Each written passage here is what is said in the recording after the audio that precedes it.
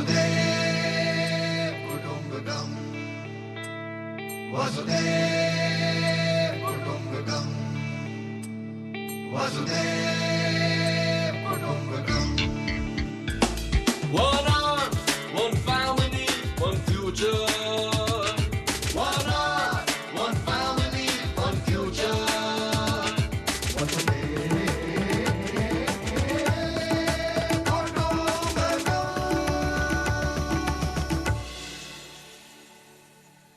102.6 FM Rainbow सुन रहे हैं आप और प्रस्तुत है आकाशवाणी की बहुत ही विशेष प्रस्तुति मिशन G20 वसुधैव कुटुंबकम, जिसे सुनते हैं आप हर मंगलवार शाम को 4 से 5 बजे के बीच। और हर बार हम आपके लिए समेट लाते हैं G20 से जुड़ी खास जानकारी। जी हाँ, G20 जिसकी अध्यक्षता है भारत के पास इस साल, और G20 जो कि विश्व का एक बहुत ही बड़ा समूह है और इस समय उसके अलग अलग वर्किंग ग्रुप्स जो हैं वो अलग अलग आयामों से जुड़े हुए हैं और अलग अलग दिशाओं में काम कर रहे हैं। क्या हो रहा है G20 में, हर हफ्ते उसके अपडेट्स भी हम आपको बताते हैं और उससे जुड़ी जानकारी भी आप तक पहुंचाते हैं। आज हम जिस विषय में बात करने जा रहे हैं वो है साइंस, विज्ञान। जी हाँ, बहुत लोगों को लगता है कि बहुत ही कठिन सब्जेक्ट होता है, मगर ऐसा नहीं है। अगर देखा जाए तो अगर इसकी बहुत ही सिंपल डेफिनेशन किसी ने मुझे बताई तो वो ये है कि प्रकृति यानी कि नेचर के तौर तरीकों को समझने का नाम ही साइंस है। और साइंटिफिक प्रिंसिपल्स उस जादू की तरह है जिसे समझा जा सकता है। विज्ञान वो चीज़ है जहाँ पर एक वैज्ञानिक एक्सप्लेनेशन हजारों के डर और ओपिनियन पर भारी पड़ता है।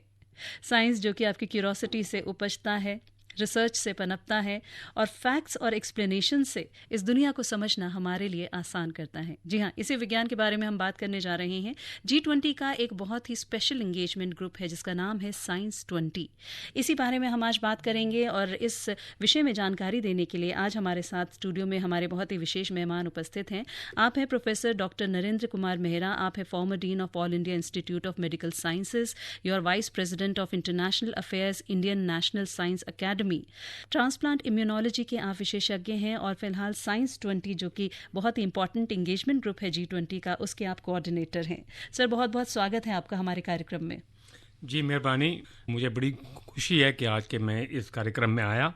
और जैसे कि आपने कहा, साइंस 20 G20 का एक एंगेजमेंट ग्रुप है। 10 एंगेजमेंट ग्रुप हैं और ये ग्रुप जो साइंस 20 का है ये बना था 2017 में। उस वक्त जर्मनी चेयरमैन थे और जो देश इसका होता है चेयरमैन वो ही एक थीम लेके आते हैं। तो 2017 में जब जर्मनी चेयरमैन थे तो उनका थीम था हेल्थ के ऊपर, टोटल हेल्थ के ऊपर जी। और ख़ास करके कम्युनिकेबल और नॉन कम्युनिकेबल डिजीज़ के लिए, क्योंकि आपको पता है कि जब हम 21st सेंचुरी में आए तो लोगों का सब यही ख्याल था कि अब हमें लाइफस्टाइल डिजीज़ की तरफ ध्यान देना है। तो इन्फेक्शस डिजीज़ थोड़ी कम हो रही हैं, अब लाइफस्टाइल डिजीज़ हैं। आपने देखा कि यूरोप के कई देश जहाँ के इन्फेक्शन बिल्कुल नहीं है और वहाँ लाइफस्टाइल डिजीज़ ज़्यादा हो गई, डायबिटीज़ ज़्यादा हो गई, हार्ट अटैक ज़्यादा हो गए। हमारे देश में दोनों चीज़ें हैं, इन्फेक्शन भी है और नॉन कम्युनिकेबल डिजीज़ भी ज़्यादा हैं। तो 2018 में जब अर्जेंटीना चेयरमैन थे G20 के, तो उन्होंने ज़्यादा फोकस क्लाइमेट चेंज की तरफ रखा, क्योंकि हर देश को अपना लगता है कि ये एक बहुत बड़ा इशू है। और 2019 में जापान चेयरमैन थे और उनका क्योंकि पूरी लाइफ अराउंड होती है ओशन के, तो उन्होंने ocean development, marine development, fisheries के ऊपर, इसके ऊपर कैसे 20 के 20 देश जो हैं मिलके काम करें। फिर वो सऊदी अरेबिया 2020 में आए। 2021 में जब पेंडेमिक हमारा कोविड का बिल्कुल पीक में था तो इटली चेयरमैन थे, तो उनका बिल्कुल थीम पेंडेमिक पे ही था और ये था कि अगली बार जब इस तरह का पेंडेमिक आए तो हम कैसे उसको टैकल करेंगे। और लास्ट ईयर इंडोनेशिया चेयरमैन थे, उनका रिकवर टुगेदर, रिकवर स्ट्रॉन्गर, कि हम सब मिल के काम करें। तो हम लोग भी पिछले साल से ही इसके ऊपर डिबेट चल रही थी कि हम जब इंडिया चेयरमैन बनेगा 2023 में तो हम क्या थीम लेके चलें। तो काफ़ी बातें हुई हर तरह की। तो फिर हम एक ये अपना जो थीम लेके आए, इसको अंग्रेजी में कहते हैं disruptive science for sustainable development.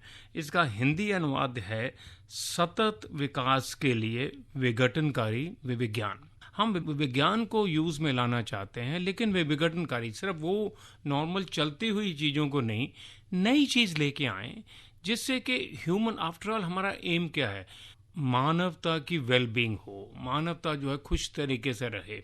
और आपने जो शुरुआत किया, बहुत अच्छे सेंटेंस कहे आपने, उसमें मैं एक और जोड़ना चाहता हूँ कि विज्ञान के पास ब्रह्मांड के कई रहस्यों का भी जवाब है। जी तो यही हम ढूंढते रहते हैं विज्ञान में। जी, जवाब का नाम ही विज्ञान है। मैं तो यही कहूँगी कि जब भी हमारे पास एक सवाल होता है तो उसका जवाब कहीं ना कहीं जाके साइंस से ही हमें मिलता है। तो डॉक्टर साहब, मुझे ये बताएं कि disruptive science for sustainable development, ये एक ब्रॉड थीम है जो कि इंडिया के प्रेसिडेंसी के तहत साइंस 20 का रखा गया है। डिसरप्टिव की बात जब हम करते हैं तो ये बड़ा ही कीवर्ड है, आजकल साइंस और टेक्नोलॉजी के संदर्भ में बहुत ज़्यादा हमें सुनने को मिल रहा है। तो डिसरप्टिव के माने क्या हुए? देखिए, आपने ये बहुत बड़ा अच्छा सवाल उठाया, क्योंकि डिसरप्टिव का मीनिंग जो होता है वो आमतौर पे नेगेटिव टर्म में देखा जाता है कि डिसरप्टिव है, डिसरप्शन हो रही है। लेकिन इसमें साइंस के मुताबिक हम इसको पॉजिटिव साइंस में ले रहे हैं। हम इसको ये कह रहे हैं transformative science, new science, transform करे वो। ये मुंडेन जो पहले से काम चल रहा है वो नहीं। जी। अब हम 21वीं सदी में हैं, अब हम 2023 में हैं, हमारे पास टेक्नोलॉजीज एंड टूल्स काफ़ी ज़्यादा हैं। जब मैं एम्स में ज्वाइन किया था अर्ली 70s में, तो हमारे पास टूल्स बहुत कम होते थे, लेकिन वही हमारे पास थे, हम उसी में खुश रहते थे। अब आपको पता है कि 90s के डेकेड में जाके ह्यूमन जीनोम का भी हुआ और पता चला, अब हमको जीन्स का पता है, जीन थेरेपी का है। अभी हमने 15 दिन पहले एक स्कूल कार्यक्रम किया था जिसमें बच्चे आए थे 9वीं से लेके 12वीं तक, और वो करीब 1000 बच्चे थे, और गवर्नमेंट स्कूलों के भी थे बच्चे। तो वो हमसे बात कर रहे थे जीन थेरेपी के बारे में, जी। जीन एडिटिंग के बारे में। तो मैं बड़ा हैरान हुआ कि इनको बच्चों को जीन एडिटिंग के बारे में पता है। तो देखिए, जो साइंस है कहाँ से कहाँ पहुँच गई। हम जो 70s में साइंस करते थे जी। 50 साल पहले, अब वो नहीं है। आज का बच्चा कहता साहब डिजीज को ट्रीट करना तो जीन एडिटिंग करूंगा, मैं जीन खराब है, मैं नया जीन डाल देता हूँ।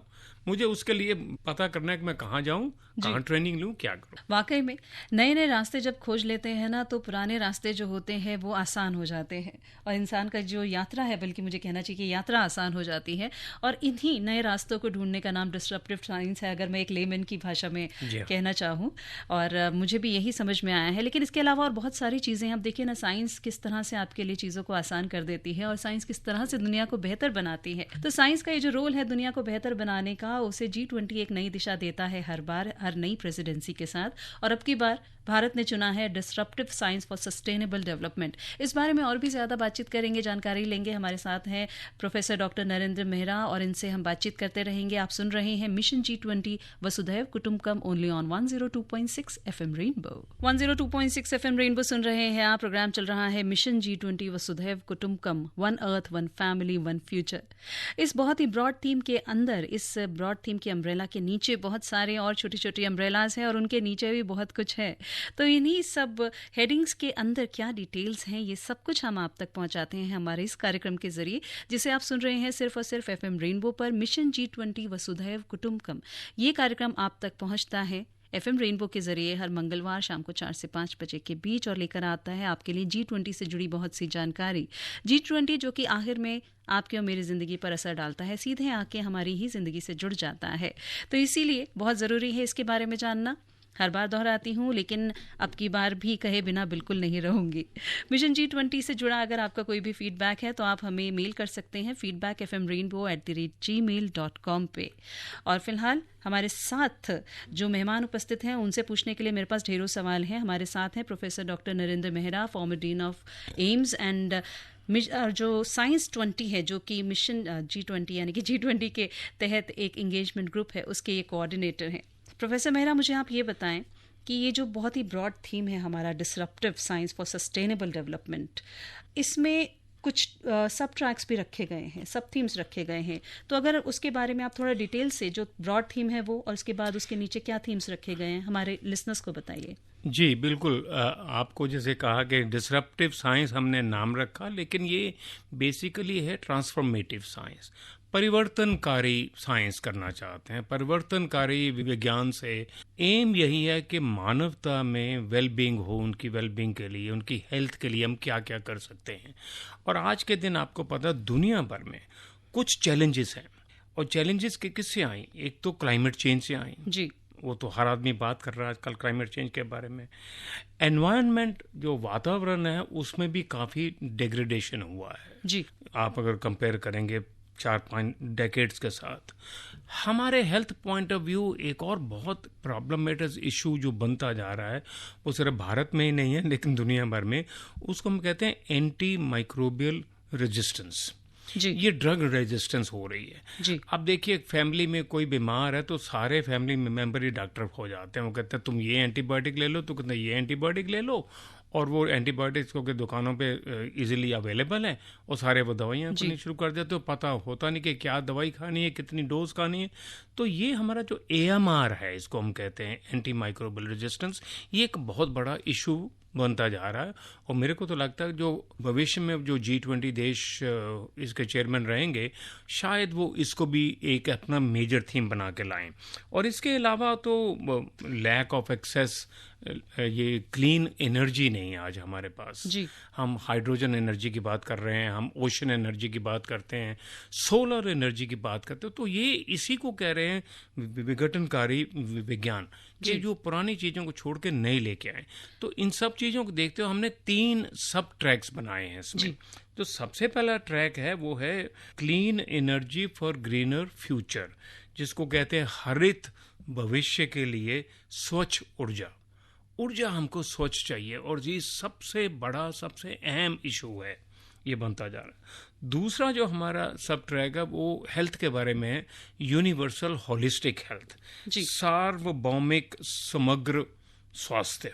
हम इसको यूनिवर्सल नाम इसलिए दिया कि यूनिवर्सल का मतलब हुआ कि सबको, लास्ट मैन ऑन अर्थ, पूरे सब लोगों को ये हेल्थ का ज्ञान हो, ताकि आप अपने ज्ञान से ही अपने स्वास्थ्य को ठीक रख पाएं, ताकि आपको अस्पताल जाने की जरूरत ही ना पड़े। योगा है और तरह की कई चीजें हमारे पास हैं जो कि हम अपने आप से कर सकें। जी, और तो फिर ये होलिस्टिक जो होता है, अगर मैं सही समझ रही हूँ, इसको हम ऑल राउंड डेवलपमेंट की जब हम बात करते हैं तो उसी सेंस में इसको यहाँ पे इस्तेमाल किया गया है। बिल्कुल। तो मैं इसको थोड़ा सा और एक्सप्लेन कर दूं। ये यूनिवर्सल होलिस्टिक हेल्थ में अगेन हमने 3 और छोटे ट्रैक बनाए। अच्छा। एक है फिजिकल एंड फिजियोलॉजिकल हेल्थ। जी। फिजिकल हेल्थ, आप बीमार पड़ गए, अब ये हो जी। गया, आपको अब भी अस्पताल जाना पड़ेगा। हम ऐसा करें, ऐसी कुछ चीज़ें अपने डाइट में लाएं, अपने रहन सहन में करें, ताकि हमें वहाँ जाने की जरूरत नहीं पड़े, हम स्वस्थ ही रहें। दूसरा जो सबसे अहम इशू बनता जा रहा है वो मेंटल वेलबींग का है। जी। आजकल के ज़माने में इतनी टेंशन्स और इतनी वो एस्पिरेशंस हैं यंग क्राउड में, मेंटल हेल्थ इशू एक बहुत ज़बरदस्त बनता जा रहा है। आप देखिए, हम कार्डियोवैस्कुलर ठीक कर दें, हार्ट आपका ठीक कर दें, किडनी ठीक हो जाएगा, दिमाग ठीक नहीं है, जी। मेंटल वेलबींग नहीं है, टेंशन्स चल रही हैं, तो आप सुस्त ही रहेंगे। जी। तो सबसे बड़ा तो ये WHO का सबसे बहुत बड़ा ये इशू है कि जी मेंटल हेल्थ वेलबींग।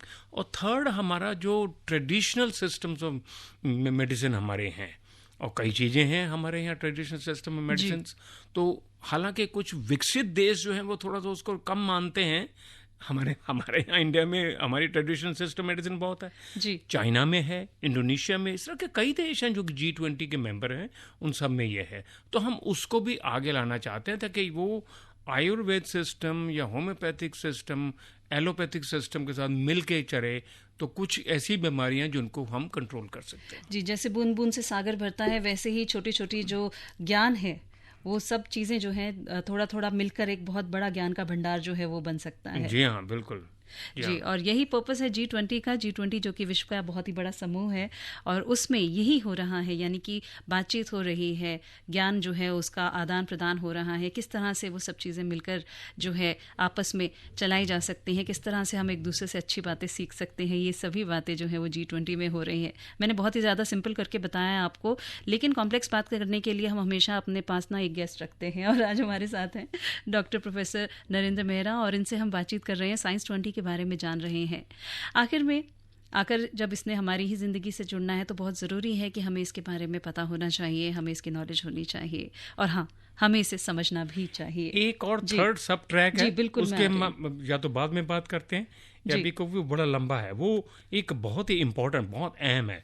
उसका हमने है science for society, science for culture, जी साइंस फॉर हेरिटेज। जी हम कैसे अपनी हेरिटेज को बचा पाएं, हम अपनी सोसाइटी को कैसे बचा पाएं, उसमें हम साइंस का इस्तेमाल करें। जी, इस बारे विज्ञान में का जी समाज व संस्कृति से जोड़ना। ये वाकई में मुझे लग रहा है कि बहुत अच्छे से मुझे भी समझना होगा। तो मैं अपने लिसनर्स को बता देती हूँ कि ये इसको आप एक जो अभी अभी डॉक्टर साहब ने आपको बताया, इसे आप एक ट्रेलर की तरह समझे। इसकी पूरी फिल्म जो है, इसकी जो पूरी डिटेल्स हैं वो हम आपको ज़रूर बताएंगे थोड़ी ही देर में। फ़िलहाल A.R. रहमान का म्यूज़िक आ रहा है आप सभी के लिए और वो मैं प्ले करने जा रही हूँ। आप सभी सुनते रहिए मिशन G20 वसुधैव कुटुंबकम only on 102.6 FM Rainbow. Akashvani FM Rainbow musically yours 102.6 FM Rainbow सुन रहे हैं आप। प्रोग्राम चल रहा है मिशन G20 वसुधैव कुटुंबकम, one earth one family one future. इस बहुत ही वृहद जो एक थीम है हमारी, उसके ज़रिए बहुत सारा काम है जो कि G20 के माध्यम से किए जा रहे हैं। बहुत सारे डिस्कशंस हैं, बहुत सारी डेलिब्रेशंस हैं, बहुत सारी मीटिंग्स हैं और मीटिंग से होंगे पॉलिसी चेंजेस और पॉलिसी चेंजेस से बदलेगी ये दुनिया, बनेगी बेहतर। इसी के बारे में हम आप तक जानकारी पहुंचाते हैं हर हफ्ते मंगलवार के दिन 4 से 5 बजे के बीच सिर्फ और सिर्फ FM रेनबो पर इस प्रोग्राम के ज़रिए। और आज हम बात कर रहे हैं विज्ञान के बारे में, साइंस 20 के बारे में बात कर रहे हैं। हमारे साथ हैं ट्रांसप्लांट इम्यूनोलॉजी की specialist professor doctor Narendra Mehra और इनसे हम ले रहे हैं जानकारी। आप कोऑर्डिनेटर हैं साइंस 20 के। और सर, मैं आपसे जानना चाहती हूँ कि अभी हम जो थीम की बात कर रहे थे, एक बहुत ही बड़ा थीम है हमारा अगेन साइंस 20 का, disruptive science for sustainable development. Sustainable एक ऐसा शब्द है जो कि G20 के साथ हर रूप में जुड़ा हुआ है। साइंस का इसमें एक अपना अलग रोल है और उसी के तहत आपने बताया कि एक जो सब थीम है वो है science for society and culture.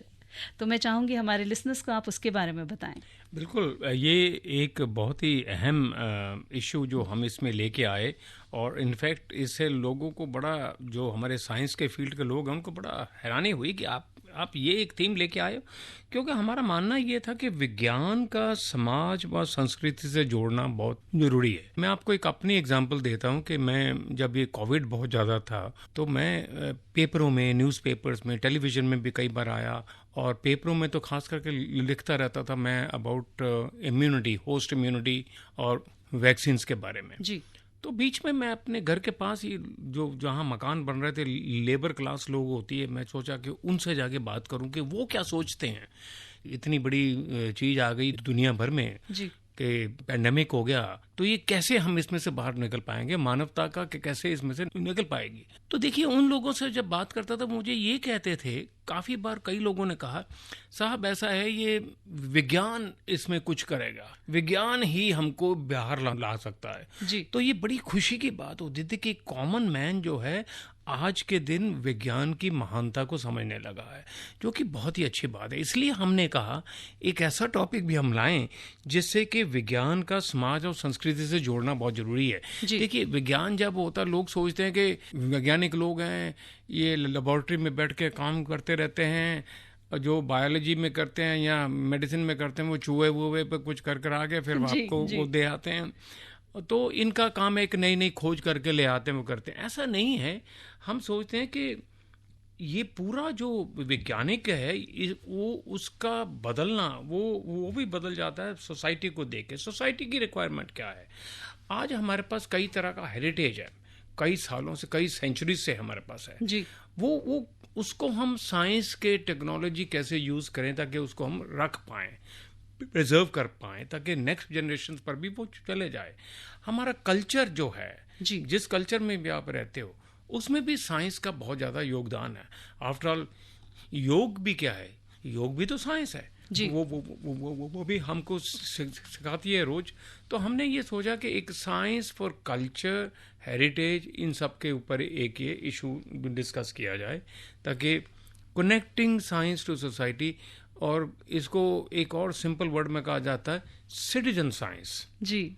हम सिटीजन साइंस को लेके आए ताकि एक कॉमन सिटीजन भी जब वो समझे साइंस की महत्वता क्या है और उससे अपनी नेक्स्ट जनरेशन को भी साइंस में लेके आए। जो बच्चा, जो यंग मैन, देखिए साइंस स्ट्रीम से आता है, उसकी अंडरस्टैंडिंग थोड़ी सी बेटर हो जाती है। हॉराइजन के बारे में, फिजिक्स है, केमिस्ट्री है, और साइंस की तो ब्रांचेस बहुत ज़्यादा, मैं तो हेल्थ साइंसेस से हूँ, मेरा हमेशा फोकस उसमें रहता है, लेकिन मैं तो हमेशा यही सोचता था डॉक्टर बनना डिफ़िकल्ट है, लेकिन जो सबसे ब्राइट लड़के होते हैं, ब्राइट जो स्टूडेंट्स होते हैं, वो केमिस्ट्री में जाते हैं, फिजिक्स में जाते हैं, स्पेस में जाते हैं, ताकि उनको और भी बड़ी बड़ी चीज़ें करनी होती हैं। तो साइंस को सोसाइटी के साथ जोड़ना बहुत अहम इशू है।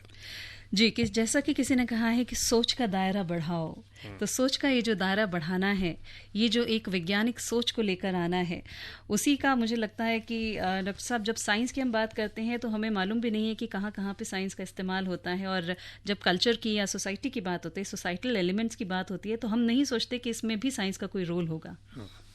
तो ऐसे में साइंस का जो रोल है वो और भी बहुत ज़्यादा है, और इसी बारे में और ज़्यादा जागरूक करने के लिए, इसी बारे में और ज़्यादा जानकारी को एकत्रित करना और बढ़ाना, यही काम है साइंस 20 का, जो कि सोसाइटी एंड कल्चर की थीम के जरिए वो कर रहा है। 102.6 FM रेनबो सुन रहे हैं आप। मिशन G20 वसुधैव कुटुंबकम, one earth one family one future, only on 102.6 FM Rainbow. Science 20 के बारे में हम लोग बात कर रहे हैं, और जैसा कि हम सभी जानते हैं कि 20 देशों की, या फिर जितने भी देश G20 के साथ जुड़े हैं, उसमें बहुत सारे गेस्ट कंट्रीज भी शामिल हैं।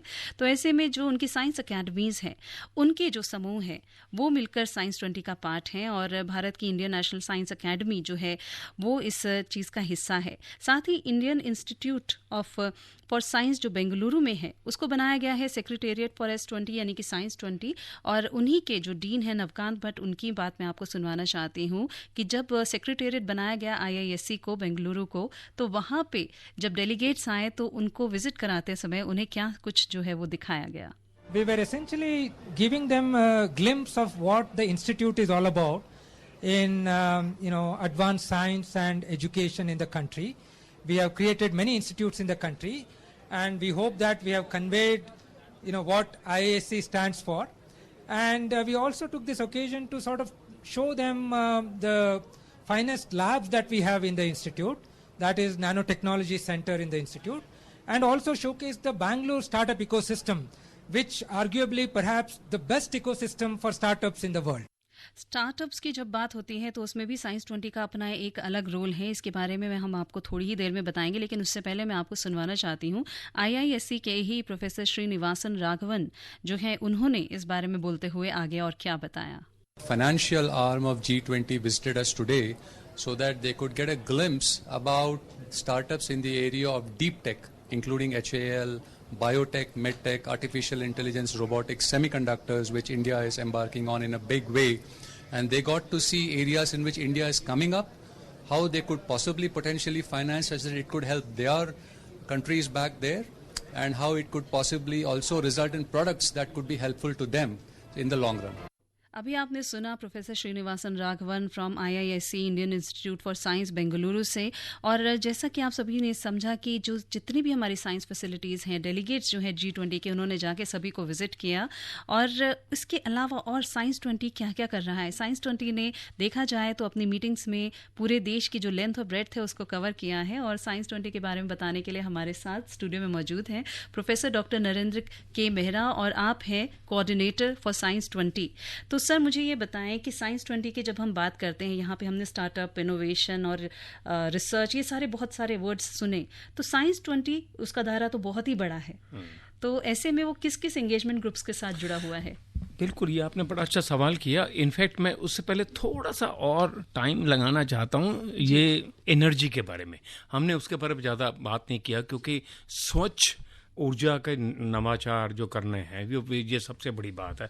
कुछ आपको वैल्यूज़ देना चाहता हूँ कि इंटरनेशनल एनर्जी एजेंसी ने बताया कि करीब 77 करोड़ लोग ऐसे हैं दुनिया में जिनके पास बिजली नहीं है, इलेक्ट्रिसिटी नहीं है जी। और करीब 250 करोड़ ऐसे लोग भी हैं जिनके पास क्लीन कुकिंग इक्विपमेंट नहीं है जी, कुकिंग के लिए। ये सब सारा जो होता है एनर्जी के अंदर आता है, क्योंकि ये एक हमारा बहुत अहम इशू है कि जिसमें हम स्वच्छ और किफ़ायती ऊर्जा के सिस्टम लेके आए साइंस के थ्रू, और जिसमें कि कार्बन लेवल बड़ा कम हो। क्योंकि आपको पता है कि जो ये COP26, COP27 की मीटिंग चल रही हैं, इनमें सबसे अहम बात तो ये है कि 2050 तक हम ये ग्रीन हाउस गैस एमिशंस को 0 तक ले आएँ। जी। तो ज़ीरो तक लाने के लिए क्या, तो इस पर्टिकुलर ट्रैक में भी बहुत ज़्यादा बातचीत चल रही है जी। कि कैसे ये 20 देश में मिल के आपस में काम करें ताकि नई नई ऊर्जा के सिस्टम को लाया जाए। जी। तो हम लोग बहुत सारी बातें, बहुत सारी चीज़ें इस विषय में सुनते रहते हैं। बहुत सारे जो है इनिशिएटिव्स लिए जा रहे हैं। ग्रीन एनर्जी कॉरिडोर की बात करते हैं, हम ब्लू इकोनॉमी की बात करते हैं, कार्बन एमिशंस जो हैं उसके टारगेट की बात करते हैं, ग्रीन एनर्जी, क्लीन एनर्जी के टारगेट्स हैं हमारे पास बहुत सारे। तो इस तरह से हर कंट्री जो है वो अपने अपने स्तर पे इन चीज़ों के ऊपर जो है वो काम कर रहा है। और आज ही जैसा कि डिस्कशन हो रहा था और हम सभी ने सुना हमारे प्रधानमंत्री जी को बोलते हुए कि सबसे बड़े चैलेंजेस जिस समय जो हैं वो है फूड, फ्यूल एंड फर्टिलाइज़र। तो जब ऐसे बड़े बड़े सवाल हमारे आगे खड़े होते हैं तो ऐसे में जब वैश्विक स्तर पर इन सवालों के समाधान ढूंढने की ज़रूरत पड़ती है तो G20 जैसे जो समूह हैं वो एक साथ आते हैं और इतने बड़े लेवल पे यानी कि एक वैश्विक स्तर पर, ग्लोबल लेवल पर वो उसके जवाब ढूंढने की कोशिश करते हैं। सुन रहे हैं आप मिशन G20 वसुधैव कुटुंबकम ओनली ऑन 102.6 FM रेनबो पर। कार्यक्रम के जरिए सुन रहे हैं आप आकाशवाणी की बहुत ही विशेष प्रस्तुति मिशन G20 वसुधैव कुटुंबकम। और इस समय निशा आ गई है लेकर हमारे लिए इस हफ्ते की ताज़ा updates. Hello listeners, it's me Nisha Bharadwaj with yet another bit of G20 updates. The third G20 Global Partnership for Financial Inclusion Working Group meeting was held in Bali, Indonesia. The key priority areas include work on leveraging digital public infrastructure for financial inclusion and productivity gains, digital financial inclusion and SME finance. Meanwhile, the third G20 Infrastructure Working Group meeting concluded in Rishikesh. Let's listen to the Chief Minister of Uttarakhand, Shri Pushkar Singh Dhami. Infrastructural progress should not only be about making roads, rail, ropeway or runway, but it should also ease the daily living of common man by providing accessible and sustainable livelihood. Mumbai is hosting the G20 Research and Innovation Initiative Gathering Summit and Research Ministers Meeting. A total of 5 RIIG meetings were hosted by India this year under the theme Research and Innovation for Equitable Society. And that's not all. Ahmedabad will be hosting the Urban 20 Summit from 7th to 8th of July. So you stay connected with us as the meetings under India's G20 presidency are getting a lot more pacier. So that's all for now. It's me Nisha Bharadwaj signing out. And for more information, keep listening to Mission G20 Vasudhaiv Kutumbakam. Thank you Nisha for the updates. Mission G20 वसुधैव कुटुंबकम सुन रहे हैं आप FM rainbow पर और हमारे साथ हैं professor doctor Narendra Kumar Mehra, coordinator of science 20। इनसे हम ले रहे हैं जानकारी। और सर, मैं आपसे जानना चाहती हूँ कि अभी तक आपने बताया कि इससे पहले जो प्रेसिडेंसीज हुई 2017 ऑनवर्ड्स तो बड़े स्पेसिफिक उनके इश्यूज थे, स्पेसिफिक थीम सी, लेकिन हमारी थीम जो है वो काफ़ी एक्सटेंसिव है। तो क्या ये इंडिया का यूनिक कंट्रीब्यूशन कहा जाए कि हमने साइंस का ये जो रोल है साइंस 20 का खास तौर पे, इसे हमने और ज़्यादा व्यापक बना दिया है? जी हाँ, ये तो आप कह सकते हैं क्योंकि हमारा जो थीम है वो काफ़ी व्यापक है। हमें बड़ी दिक्कत है, हम किस चीज़ को छोड़ें किसको ना छोड़ें। जी देखिए, एनर्जी एक बहुत बड़ा इशू है, ऊर्जा का इशू तो बहुत बड़ा है, हेल्थ का इशू तो बहुत बड़ा है जी। और तीसरा ये जो हम पहली बार लेके आए science, connecting science to society जी। तो ये तीनों थीम थे। हमारी मीटिंग्स हो चुकी हैं 4, जिसमें 20 देशों के लोग आते रहे, हमारे साथ इंटरेक्शन होता रहा। हमारी लास्ट मीटिंग होने वाली है 21-22 को, जिसको समिट मीटिंग कहते हैं, वो कोयम्बटूर में है। और कोयम्बटूर में हम जा रहे हैं तो सदगुरु जी के आश्रम में होने वाली है मीटिंग। उनका भी काफ़ी इसके ऊपर योगदान रहेगा। जी, मैं कह सकती हूँ कि स्पिरिचुअलिटी और साइंस एक साथ इस तरह से शायद कहीं नहीं जोड़े गए होंगे जिस तरह से हम लोगों ने किया है। वो इंडिया की देन है क्योंकि स्पिरिचुअलिटी और साइंस को अलग अलग नहीं किया जा सकता, तो हमने भी उसी तरीके से लेके चले। हमारे बाद जो चेयरमैन आ रहे हैं G20 के वो ब्राज़ील हैं नेक्स्ट ईयर, तो ब्राज़ीलियन साइंटिस्ट भी हमारे पास आते हैं, हर मीटिंग में आए और हमसे बात कर रहे हैं कि वो भी काफ़ी इस दुविधा में कि हम कौन सा थीम लेके आएँ। मेरे को लगता है कि इन सब में से जो हम व्यापक जो हमारे थीम थे, इन्हीं में से किसी को चुन के फिर वो उसको आगे लेके जाएंगे, क्योंकि हमने तो ये फ्लैश किया कि ये इश्यूज़ हैं जो कि हमको, जिसमें साइंस का बहुत अहम रोल है और साइंस को हमको सोसाइटी के साथ जोड़ना है, सोसाइटी से सेपरेट नहीं रखना। जी। लोग ये ना सोचें कि साइंटिस्ट पता नहीं क्या लोग होते हैं, ये पता नहीं आसमान से आते हैं क्या होते हैं, ऐसा नहीं है। वो भी हम ही बिजनेस से उठ के आए हैं, और उनका रोल, उनके साथ डिस्कशन करना, एक कॉमन प्लेटफॉर्म पे आके डिस्कशन करना बहुत ज़रूरी है। जी, धन्यवाद सर, आपने आज बहुत सी जानकारी हमें दी और साइंस 20 के बारे में, और इतने आसान शब्दों में इतने आसान तरीके से आपने हमें समझाया, उसके लिए बहुत बहुत धन्यवाद। मेहरबानी, थैंक यू सो मच। बात की हमने आज प्रोफेसर डॉक्टर नरेंद्र के मेहरा से, और आप हैं ट्रांसप्लांट इम्यूनोलॉजी के स्पेशलिस्ट, आप फॉर्मर डीन हैं all India institute of medical sciences के, and you are the vice president of international affairs, Indian national science academy, and the coordinator of science 20 engagement group of G20। G20 से जुड़ी जानकारी हर हफ्ते हम आपके लिए लेकर आते हैं, हर मंगलवार को शाम को 4 से 5 बजे के बीच, सिर्फ और सिर्फ इस कार्यक्रम के जरिए, जिसे आप इस समय सुन रहे हैं FM रेनबो पर, मेरे यानी स्वाति के साथ। और इसी के साथ आज की चर्चा को हम यहीं पर लगाते हैं विराम। आप सुनते रहिए FM रेनबो।